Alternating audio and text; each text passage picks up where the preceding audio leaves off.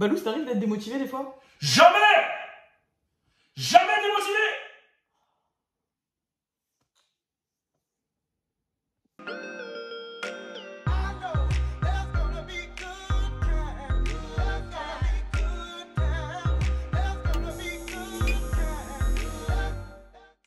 Hey tout le monde, vous êtes sûr? Good times! Vous inquiétez pas, après je vais mettre la caméra arrière, la qualité sera un petit peu meilleure.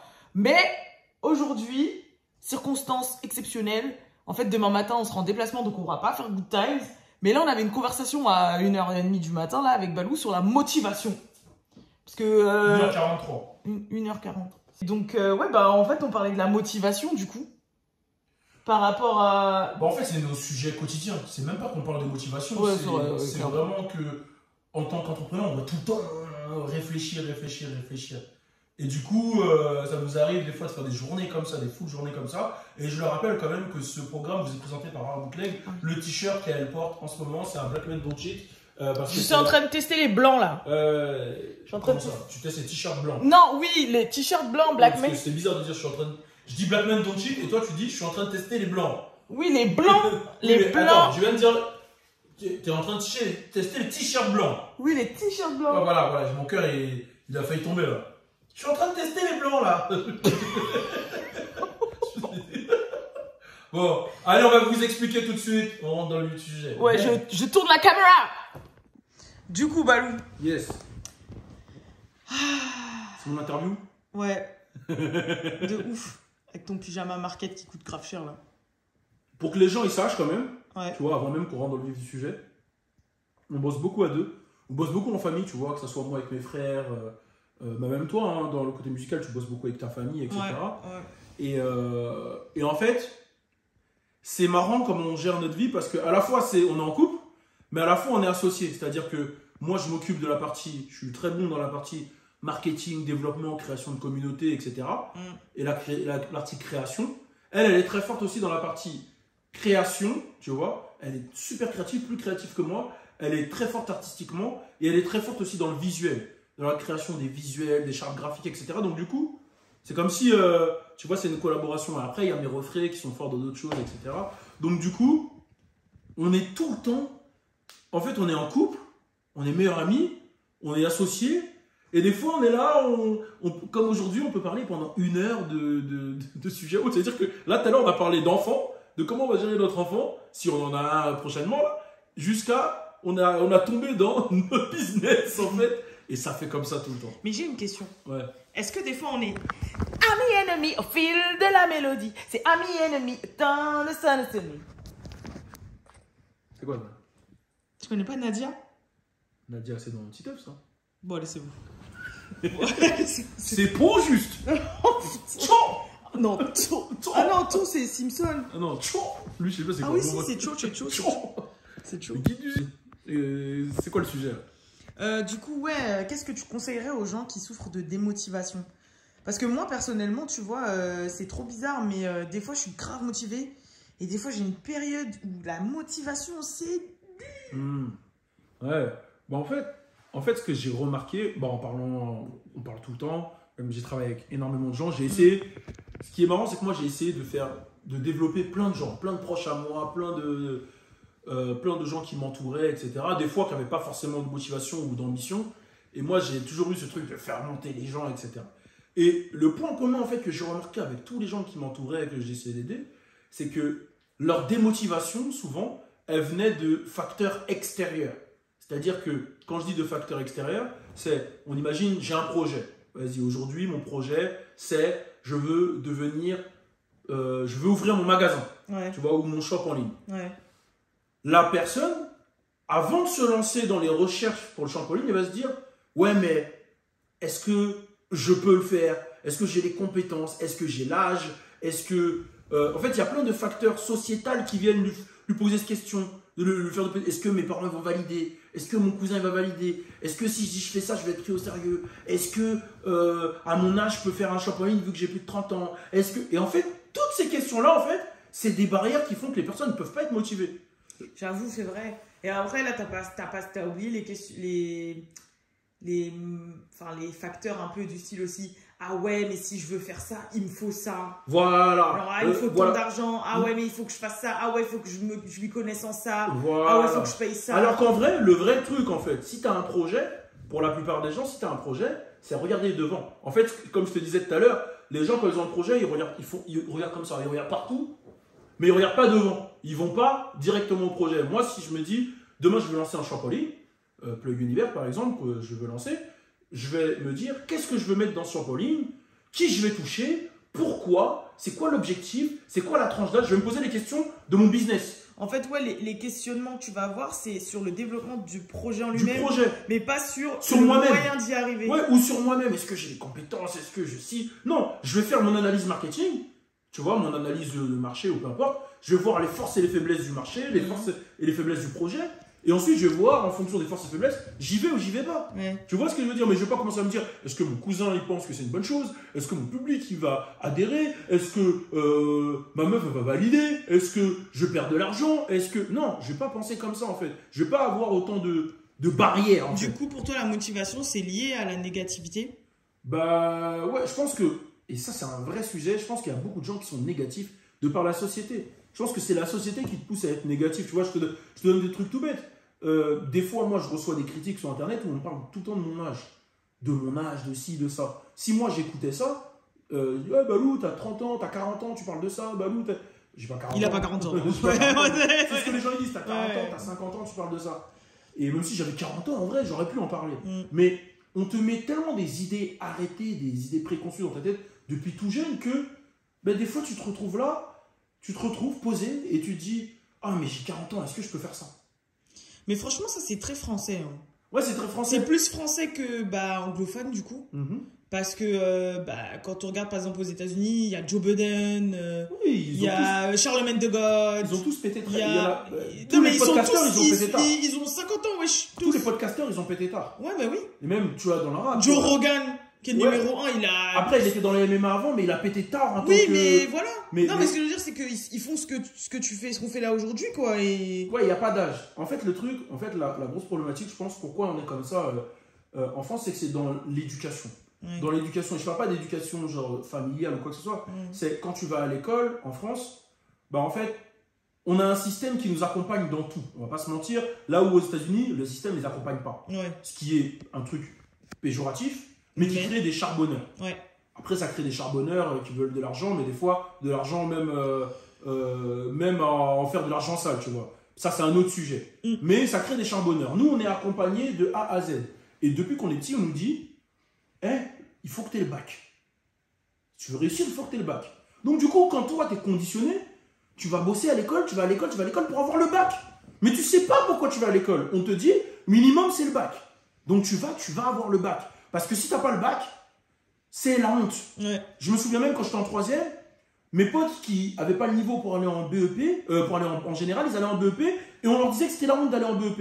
Et au final, je regarde aujourd'hui, c'est eux qui ont les entreprises. Genre, j'ai des potes qui ont fait BEP. Je sais pas, plomberie, ils ont leur plomberie. Aujourd'hui, ils ont leur entreprise de plomberie, c'est très bien. Ouais, garagiste. J'ai un pote à moi, écoute bien, on a passé le bac, il n'a pas eu le bac. Tout le monde l'a vanné. Moi, je ne l'ai pas vanné parce que je m'en bats les couilles. Moi-même, je voulais faire de la danse à l'époque, donc je m'en foutais. Tout le monde l'a vanné.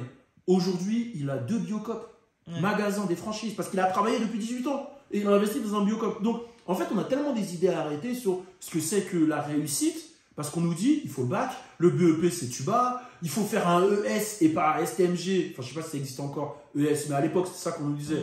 ES, pas STG. Bon, STG à mon époque ou STT, parce que c'est les filiales technologiques, c'est nul. Et après, tu te rends compte, quand tu arrives en BTS, les ES, ils sont moins calés que toi en école de commerce. En école de commerce, ou, etc. Donc, en fait, on te met plein d'idées arrêtées sur ce que c'est que la réussite, etc. Et c'est ces idées arrêtées-là, en fait, qui font que en fait, tu es fermé d'esprit.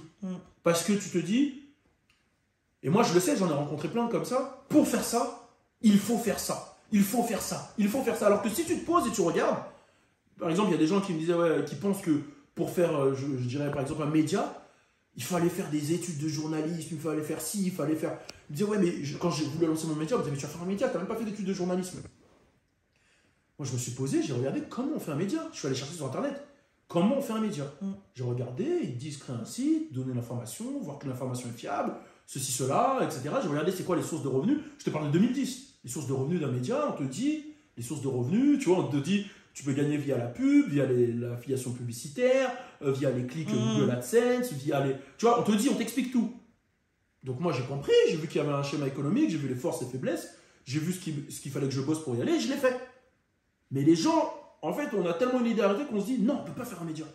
Parce que pour faire un média, il faut faire ci. Et du coup, je pense que le problème, en fait, c'est que le système te fait avoir des idées arrêtées. Ouais. Tu vois, et du coup, ben, c'est clair que des gens ne vont pas se lancer comme ça. Ils vont pas être motivés. Et en plus, les gens, je vous le dis, hein, il y a plein de choses, on pense que c'est grave difficile. Et parce que, je sais pas, c'est la société qui dit, waouh, c'est trop difficile et tout. Et en vrai, quand on se renseigne, on voit que c'est grave facile. Exactement, exactement. C'est super C'est facile. super, beaucoup plus simple que ce que tu imagines. Ouais.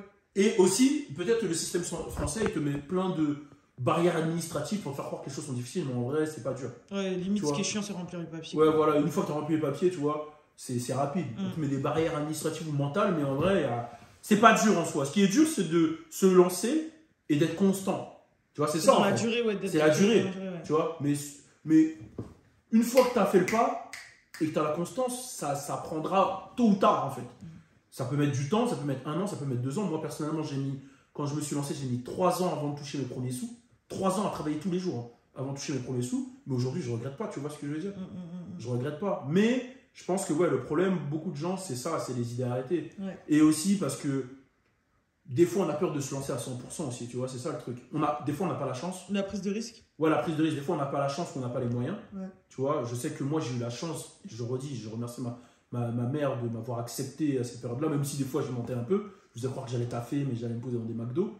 Mais c'est vrai que des fois, il y en a qui ont pas la chance de pouvoir se lancer à 100% parce que soit ils ont des responsabilités, des choses à payer, une famille à prendre en charge, etc. Ouais. Moi, je me suis lancé très jeune, à 18 ans, j'avais pas tout ça en fait, tu vois. J'étais chez ma mère et tout, je me suis lancé jeune, j'ai tenté des choses. Ouais. Donc, n'hésitez pas quand vous êtes jeune à tenter des choses, tu vois. Et quand vous êtes vieux, un peu plus vieux, vous pouvez toujours les tenter. C'est juste qu'il va falloir réfléchir à comment quadriller les choses et prendre le temps de le faire, tu vois. Donc, en fait, il n'y a pas d'âge. C'est juste que... Parle pas d'âge. Il me parle pas d'âge. C'est juste que c'est des responsabilités différentes et du temps différent. Il faut juste savoir gérer son temps, en fait. Ouais. C'est tout. Et se dire, je prends le temps pour, si tu as un projet, tu vois ce que je veux dire. Mais c'est vrai que vous vous rendez pas compte, mais en tant qu'entrepreneur, on parle toute la journée. Avec Alisha, vous voyez le produit fini, tu vois, on rigole beaucoup. Mais il y a énormément de réflexion, il y a énormément d'investissement, tu vois. De discussion. D'investissement de temps. C'est dur, hein, émotionnellement en réalité. Hein, c'est drainant, on dirait pas comme ça, mais... Bien sûr, mais c'est une bonne... Oui, c'est bonne émotion, tu vois, bien sûr. Même quand c'est dur, en fait, quand tu ressors de là, tu vois, t'es content, tu vois. Genre, par exemple, le projet Good Time, c'était un pari pour nous. Ouais. C'était un pari, on se disait, ouais, voilà, nous, on est un couple d'entrepreneurs. On a envie de faire un truc ensemble. Ça fait 4 ans qu'on a envie de faire un truc ensemble. Feel good. Feel good, tu vois, bon délire, on ne savait pas quoi faire. Vu qu'on a tous les deux des capacités d'être animateurs, on s'est dit, on va essayer de ne pas être dans un truc forcément youtubeur classique et d'arriver à mettre un côté émission de ce qu'on a appris à faire, de nos activités respectives, et en même temps d'être fréquent, constant, et de pouvoir à la fois passer des bonnes émotions, des messages positifs, des messages gauleries, et de faire aussi de la promo de ce qu'on possède. Donc, on a mis beaucoup de temps à mettre en place le truc. Ouais. Et on a essayé aussi de faire un truc qui est efficace et rapide dans la production. Donc, c'est beaucoup de réflexion. Mais les gens, ils n'ont que le rendu final. Ils voient pas, ils ont que le rendu final, tu vois. Et ils ne voient pas les réflexions qu'il y a derrière. Donc, c'est pour ça, là, on voulait vous montrer un peu toutes les réflexions qu'on a. Comme on est posé des fois. On est juste comme ça. Dans le mood que vous nous voyez là, on est comme ça et on parle pendant 2 heures. Je te jure, on parle pendant 2 heures. Tu vois, on est juste comme ça en pyjama, là, posé, et on parle pendant 2 heures. Voilà. Est-ce qu'il y a un autre sujet que tu veux qu'on aborde? Là, je suis on fire. Oh, là, je suis on fire. Là, vous avez là, c'est du gâteau. C'est du gâteau, ce que je vous donne. C'est du gâteau. Du gâteau ou du cadeau? Il y a un autre frein qui est en dehors de la motivation. Ouais. Je pense, c'est le deuxième frein, le pire, je pense. C'est quoi? C'est, je dirais même que la motivation, c'est après ça. Ouais, c'est quoi? Le regard des gens. Ah oui, le regard des gens. Le jugement, le regard des gens. Ah, ouais, c'est marrant parce que c'est ce que je te disais tout à l'heure. Je te disais tout à l'heure, il y a beaucoup de gens, en fait, quand ils se lancent dans un projet, ils ne pensent pas à eux, ils pensent à ce que les gens vont penser d'eux. Tu vois, par exemple, moi, quand je me lance dans un projet, on imagine que voilà, je veux être acteur, je veux être réalisateur, acteur, c'est un fait. Je vais me dire, je veux être acteur, donc je vais être acteur. Je, c'est moi. Vais, c'est, ou veux, c'est la volonté. Vais, c'est l'action. Acteur, c'est le sujet. Le problème des gens, c'est que moi, comme je pense comme ça, c'est je veux, j'ai la volonté, je veux me donner les moyens. Le problème des gens, c'est que eux, ils se disent pas je veux et je vais, c'est qu'ils se disent bon, c'est peut-être ce que je veux, mais si je fais ça, on va dire que. Donc déjà, le peut-être, ça met une hypothèse de c'est possible que ça échoue. Donc déjà, t'as un semi-pied dans le délire. Tu vois, t'es pas dans la volonté et je vais le faire, c'est peut-être, je sais pas, je vais peut-être faire ça, etc. Ensuite, le on va dire, le on, là où moi c'est je, le on c'est un gros problème. Parce qu'en fait, les gens voient tout à travers les yeux des gens. Alors qu'en vrai, ton bonheur, il est propre à toi-même. Et Alisha le disait dans un Good Times récemment, il disait que la plupart des gens, quand ils sont sur leur lit de mort, ce qui revenait le plus souvent, c'était le fait qu'ils se disaient « Oh, j'ai pas fait ce que j'aimais à cause du regard des gens. » Mais il y a même un autre truc encore à rajouter. Je dirais même que des fois, en fait, on se dit « Waouh, faut que… » Comment t'expliquer? Comme tu as donné l'exemple, par exemple, de lancer un média. Les gens, peut-être qu'ils veulent le faire, ils se disent « Ouais, mais si je veux lancer un média, faut que ça ait déjà, par exemple, directement la dégaine d'un Bouscapé ou d'un French Plug, tu vois. » Ouais. Genre comme par exemple, quand on te rappelle, quelqu'un qu'on connaît voulait se lancer dans le stream et que pour lui, il fallait forcément que ça ait directement la tête de son setup du joueur du grenier. Genre. Ouais, c'est ça. Tu vois, genre que forcément pour se lancer, il faut que ce soit déjà top quality par rapport à ce que… Ça, c'est la comparaison. Le problème, en fait, qu'il y a, c'est que les gens font trop souvent aussi des comparaisons sans prendre en compte l'environnement ou le background de la personne. Si aujourd'hui, moi, je me pose et que je veux devenir un réalisateur et que je commence à me comparer à Ryan Coogler, il faut que je me compare de manière intelligente. C'est-à-dire, je vais regarder le background de Ryan Coogler. Ryan Coogler à ses débuts. À ses débuts. Le background. Quand je dis Ryan Coogler, pour ceux qui ne connaissent pas, c'est le réalisateur de Creed, de Black Panther et tout. Je vais me regarder ses débuts. Ses débuts, qu'est-ce qu'il a fait ? Et je vais m'interroger sur ce qu'il a fait au début. Donc, il a fait une école de cinéma. Ensuite, il a réalisé un premier court-métrage qui s'appelle Lox. Ensuite, il est allé voir des producteurs, etc. Mais le problème des gens, c'est qu'ils vont se baser sur ce qu'il fait actuellement. Et ils vont se comparer à ça. Et c'est la même chose, comme tu as dit, sur le streaming. Tu commences sur le streaming. Tu sais que tu dois créer une audience, une communauté. Tu ne compares pas à un mec qui est déjà en place. Ouais. Tu vois, prends ton environnement à toi, fais une analyse et vois quelles sont tes forces à toi. Est-ce que toi, tu as une forte personnalité? Est-ce que tu as un savoir incroyable dans ce domaine? Est-ce que tu as un concept original et mise sur ta force à toi? Mais ne te compare pas aux autres.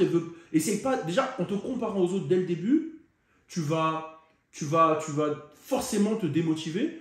Et si je dirais un truc, c'est pas se comparer aux autres qu'il faut faire, c'est comprendre leurs forces aux autres. Et voir si tu peux les réadapter à toi. Tu vois ce que je veux dire? Et comprendre ta force en premier. Tu vois ce que je veux dire? Parce que le problème des gens, c'est on regarde trop l'autre à chaque fois, ou on attend trop l'approbation des autres. L'approbation des parents, souvent. C'est ouais, tes parents s'y disent fais pas, tu fais pas. Mais il faut vivre pour toi. Et c'est Gary Vee qui disait souvent les parents, c'est ceux qui tuent le rêve de leurs enfants sans le vouloir. Ouais. Tu vois? Mais parce qu'ils ne le font pas de manière méchante, parce que c'est des personnes méchantes, mais ils le font parce qu'ils veulent vous protéger, les parents en général. Ils se disent, si tu fais pas ça, parce que sinon, ça. Tu vois ce que je veux dire? Sinon, tu vas pas, c'est pas sécure, etc. Mais il n'y a que toi qui sais ce qui est bon pour toi, en vrai de vrai. C'est un feeling. Tu vois? Et il faut pas avoir peur de faire le pas. Sans non plus être un golemon, tu vois. Fais pas all-in, mais pas tout, tu vois, sur un truc, tu vois. Mais il faut quand même avoir de la réflexion. C'est pour ça que je dis menace, faiblesse, force, etc. Mais vis pour toi, pour ton bonheur, et fais les choses pour toi. Super important. C'est du gâteau. C'est du gâteau. Exactly. Est-ce que tu as un dernier sujet? J'ai une dernière question, Vas-y. mais je me dis que elle peut être longue la réponse en fait. Genre, on va être là peut-être demain. Dis-moi. Je vais essayer de faire une réponse courte alors. En fait, tu vois, tu dis que faut que les gens ils pensent à soi et qu'ils fassent ce qu'ils aiment, on va dire. Ouais. Mais j'ai l'impression aussi de nos jours que les gens ils savent vraiment pas ce qu'ils aiment parce que on va dire que leurs choix, ils sont un peu biaisés par la société ou leur goût. Par exemple, là, tous les petits, ils veulent être rappeurs. Toutes les meufs, elles veulent être influenceuses et faire des hauls, pretty little thing. Tu vois ce que je veux dire? Genre, quand tu vas leur poser la question, ils veulent automatiquement faire ça. Mais j'ai l'impression que c'est pas vraiment ce que eux ils veulent, mais c'est plutôt ce qu'ils voient. Ce qu'ils voient, ouais, voilà, tu vois. Genre, c'est pas évident de se connaître soi et de savoir vraiment ce qu'on veut faire. Ok, c'est intéressant ce que tu dis parce que oui, c'est vrai que là, bah, c'est comme dans les quartiers quand on était petit, tout le monde voulait être footballeur. Voilà. Tu vois, tout le monde footballeur parce que c'est la chose auquel tu as accès le plus facilement. C'est ça en fait le truc, c'est que les gens, en fait, en représentation, quand on était des jeunes de quartier, en représentation, on n'avait que des footballeurs ou des rappeurs. Donc, tu vas vers ce qui est le plus représenté et ce qui te dit que tu peux réussir le plus proche de ce qui te ressemble, quoi. Maintenant, pour savoir qui t'es, moi, je pense qu'il y a un truc et après, bon, il doit y en avoir plein d'autres, mais il y a une méthode que ma mère a fait qui a changé ma vie. C'est, depuis que je suis jeune, elle m'a fait tenter énormément de choses. Mais quand je te dis énormément de choses, c'est pour plusieurs raisons. Bon, ma mère, elle travaillait à la mairie à l'époque, quand on était à Gagny et tout. Et en fait, bah, comme elle travaillait à la mairie, j'avais la chance de pouvoir avoir accès à plein d'activités, tu vois, vu que c'est avec la mairie les activités.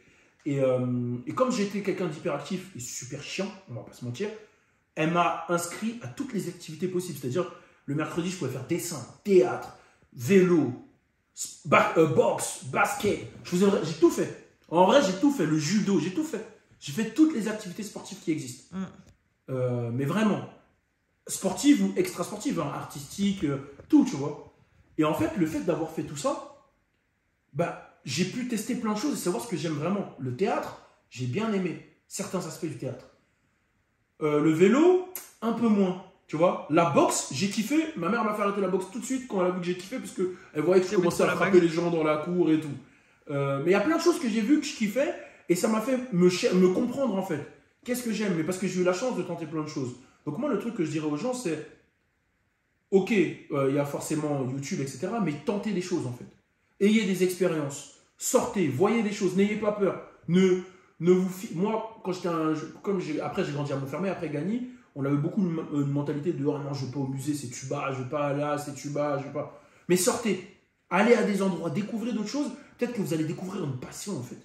Tu vois, moi, la passion du cinéma, parce que c'est ma passion numéro 1, en vrai de vrai, je ne m'en rendais pas compte quand j'allais au théâtre que c'était ça ma passion. C'est venu après, en fait, où je me suis vu consommer des films, et des films, et des films, et des films. Et c'est un moment où je me suis dit « Mais pourquoi je consomme autant de films ?» Mais en fait, c'est parce que je kiffe. Je kiffe les voix, je kiffe… la réalisation, je remets pour voir les plans, les trucs, tu vois, j'aime ça. J'aime ça, j'aime l'écriture, j'aime l'acting, j'aime les émotions, etc. Donc du coup, j'ai compris que c'était ça ma passion. Et bon, c'est pour ça que j'arrive à faire autant d'acting quand je fais des vidéos et tout, parce que c'est mon kiff. Mais je pense que ce qui est important, c'est vraiment vivre des choses. Si tu veux savoir ce que t'aimes, il faut que tu vives des choses. Ok. Tu vois, je pense que ça peut aider, tu vois. Et je pense qu'il y a trop peu de… En fait, on est devenu une génération qui reste cloîtrée derrière les réseaux. Et c'est vrai que même, tu vois, même des trucs tout bêtes, la drague, ça n'existe plus. Ils draguent des meufs sur Insta. C'est-à-dire que moi, avant, je pouvais voir mon niveau d'acting. Tu vois, toutes les vidéos que je vous fais là, c'est des trucs que j'ai vraiment fait dans la vie. Ou un coup, je me fais passer je m'appelais Michael, l'autre jour, je m'appelle si, j'ai testé des choses, tu vois, incroyables. Et le problème, c'est que, bah, en fait, les jeunes ne vivent plus, ils regardent que à travers les réseaux. Et je pense que c'est ça, il faut vivre. Tester des choses, n'ayez pas peur. Tester. C'est pour ça que je kiffe quand je vois Inox qui teste plein de trucs. Inox, il teste plein de trucs en vrai quand je regarde les Inox, les Michou et tout, il teste 50 000 trucs. Mais c'est ça en fait, c'est tester des choses et après vous allez peut-être vous dire putain, mais ça c'est ma passion en fait. Tu vois, ça se trouve, la passion c'est de tester des choses. Ça peut être une passion aussi de tester plein de choses. Bah, il y a bien des critiques culinaires. Ouais, mais c'est la cuisine leur passion là. Ouais, mais ils testent. Oui, j'ai capté. Tu vois ce que je veux dire? C'est manger leur passion là. J'avoue, c'est vrai. J'aurais pu avoir cette passion. Non, quoique, parce que je peux pas manger sucré et tout ça. Donc, ça aurait été très limité. Ouais, bon, je goûte que la bouffe africaine, antillaise, rebeu, mais que le salé, quoi. Bon, si je pourrais, ça. Non, mexicain aussi. En fait, je bouffe tout ce qui est salé. Exactement. Non, mais ouais. Bah voilà, je pense que là, on peut close hein, sur ça. Bah ouais. Hein. C'était un épisode spécial, c'était vraiment, Là, vous étiez posé avec nous, quoi. Voilà, vous voulez vous poser avec nous, que vous voyez un peu aussi l'envers du décor, que oui, c'est vrai qu'on fait des Think Like Baloo, c'est vrai qu'on fait des Alisha Pot de Fleurs ou Alisha dans la folie du monde imaginaire de Nia World, mais on fait What's Up Girl, on fait French Plug, mais on est aussi ce background-là d'entrepreneur où on se pose plein de questions, où on écrit des projets, où on travaille, et on se remet beaucoup en question, on essaie de chercher des nouveautés, etc. Donc voilà, c'était un peu ça l'idée de cette vidéo. Donc tu closes. Je close. C'était Baloo sur Good Time. Hein. Je voulais un Think Like Baloo. Non, c'est bon. Je peux en faire un. Non, Une seconde. Vas-y. Si tu veux réussir, réussis. Et voilà. Peace.